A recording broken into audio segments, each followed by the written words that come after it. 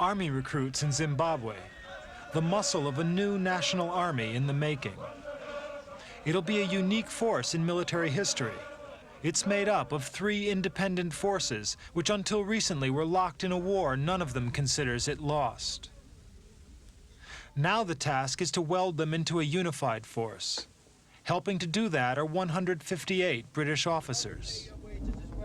Their job is to combine 3 different military philosophies and experiences and to mold from them a professional, non-political force.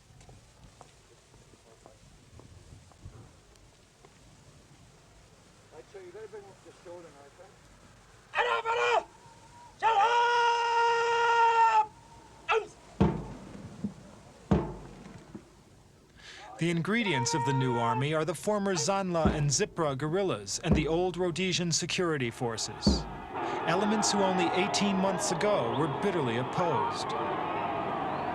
The guerrillas had to be brought in from the bush to new camps within Zimbabwe. These are Zipra forces. They were largely Russian-trained and Eastern Bloc equipped, the armed wing of the minority Indubele faction of Mr. Joshua Nkomo.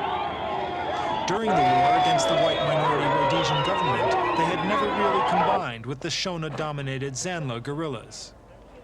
The task for Joshua Nkomo was to persuade his forces to integrate.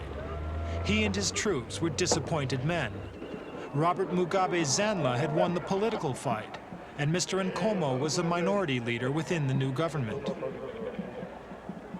There was a real fear that Zipra would not accept the new political status quo. A threat of civil war lurked behind the celebrations of the newly independent Zimbabwe.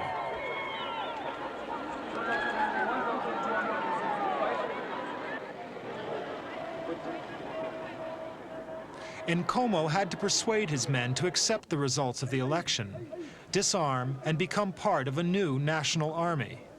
Integration plans were hastily put into effect. Zipra and Zanla forces are being combined into new units. The rapid pace of integration was a deliberate gamble.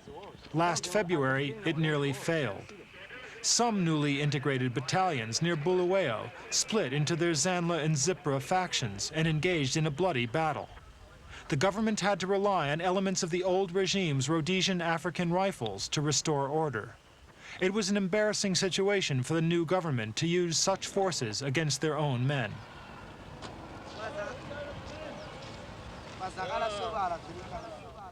The flare-up at Bulawayo emphasized the need to overcome the tribal and factional rivalries.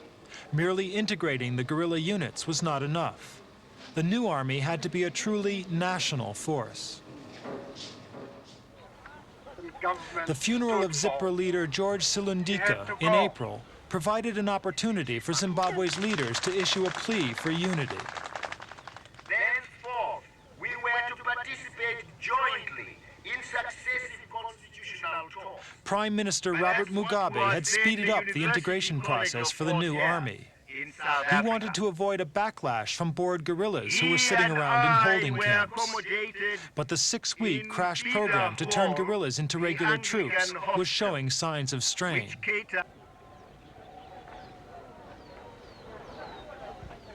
If your talking means destroying the unity of our people, you talk of a majority tribe. What nonsense is that?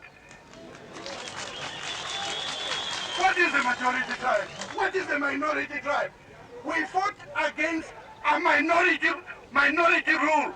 As the leading minority spokesman, Nkomo's role is vital for national unity.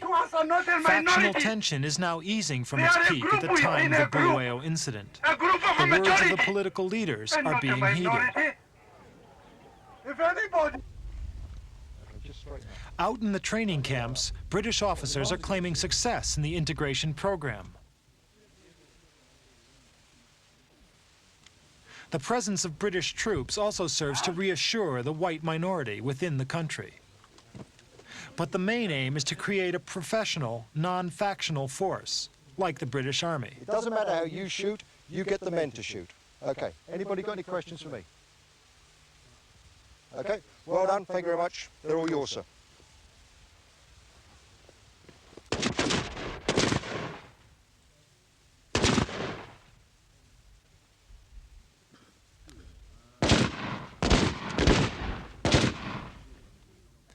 There is an emphasis on hard physical exercise and discipline. Life in the regular army will be quite different to that in the guerrilla units. About 25,000 guerrillas have so far been formed into battalions. The so-called super sausage machine is processing about 3,000 men a month. The training isn't comprehensive, but merely the first stage. Right, 1, 2, 3, go! Come on, stand still, don't move your legs. Come on, get over, get your legs going. In the front, come on. The essence of the training program is to concentrate on an officer corps. These men will then continue training with their own rank and file. At the top, the 6 most senior positions in the new army are divided equally among the 3 factions. Left leg forward, down, back, up, right. Turn the face in front again. Unless you want to go that way. When the integration process is complete, the new Zimbabwean army will number between 60 and 65,000 men. This is an enormous and expensive regular force for a country with a population of 7 million. Neighboring Mozambique has a population of 20 million, yet an army of only 20,000 men.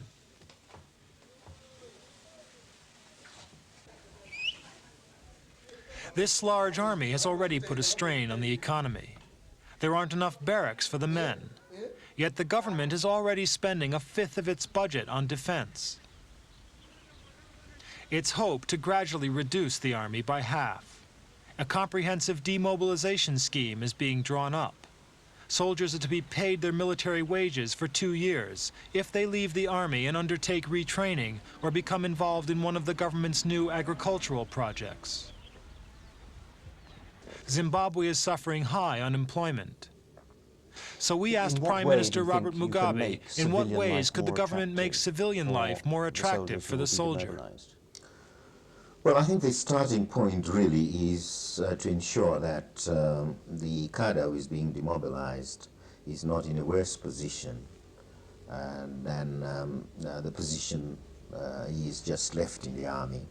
And accordingly, we will ensure that the allowance he was getting continues to be paid to him. But in addition, we would want to provide facilities for him or avenues for him to get either employed on a permanent basis or to acquire some form of training. It may be training in skills as a carpenter or as a builder or as a farmer, or to be engaged in some of the production projects which the government has in mind just now, especially in agriculture, running cooperatives. Quite a good many of them could come together and pool their resources, and the state will be able to assist as best it can to enable them to start a farming project. And so this is how we are looking at the matter. If though you...